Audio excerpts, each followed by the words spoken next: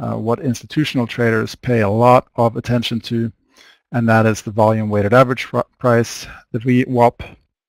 This is a benchmark used to control execution costs, and in many ways the job and bonus payments of these institutional traders are dependent on how well they execute relative to the VWAP. So by looking at where they buy and sell, performance can be objectively measured with standard deviations from the VWAP. And if we use the same levels as dynamic and otherwise hidden support and resistance levels, we can use that to our advantage. So this is a daily VWAP chart of crude oil, 15-minute chart. And all you need here is price and volume data, and the calculation starts with the first transaction of the current trading day and ending with the last prior to market close.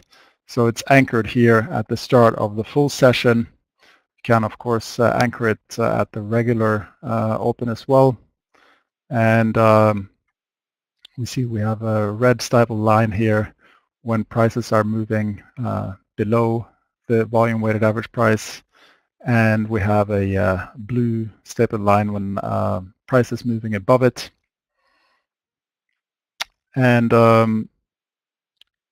the VWAP, it speeds up during periods of high volume, and it will slow down on low volume. So it's a dynamic way of accounting for the obvious truth that more money traded means more market impact. So you can think of it as capitalist democracy of the market, with one vote per contract, not one vote per trader. So that reflects something I think we're all willing to accept, that the market is driven by large players. So greater participation, greater importance, and therefore greater emphasis on the higher volume candles. As for the first standard deviation bands here, you can think of these as a value area, and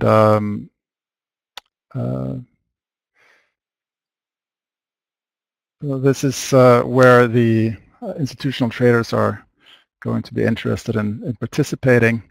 If it's beyond the value area, it's less likely that they will be buying or selling. So if you spot these setups that come into the value area from the outer standard deviations, then you're likely to find some setups with that are going to have some traction. Otherwise, you can also look for reversal opportunities like this one. This would be a outside-in opportunity, whereas this would be a inside-out.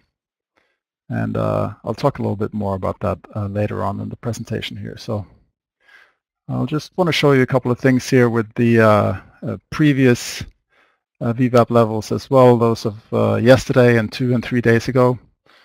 These are the key support and resistance levels.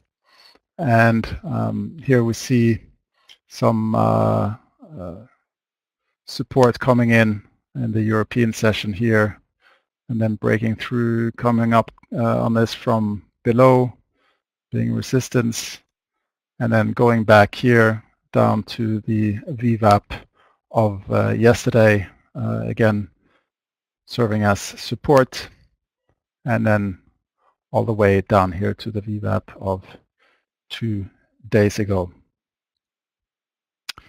So obviously, if you're coming in on above from any of these levels, it's support. So a cue to consider locking in some profits on a short position.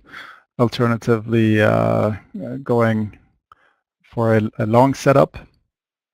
And you see the opposite here. On this side, we're coming in on previous VWAP level here from below, and that being resistance. This is the value area high level from below, and then the VWAP level of 2 days ago on this session also has a resistance level here. So you see where these value area high and value area low, just follow this over here, and then you find the first standard deviation bands of the previous session. And obviously this here is the VWAP of yesterday. So it's coming in here. And you can go on like this backwards in the sessions, and then you sort of understand why these previous VWAP levels are important as well.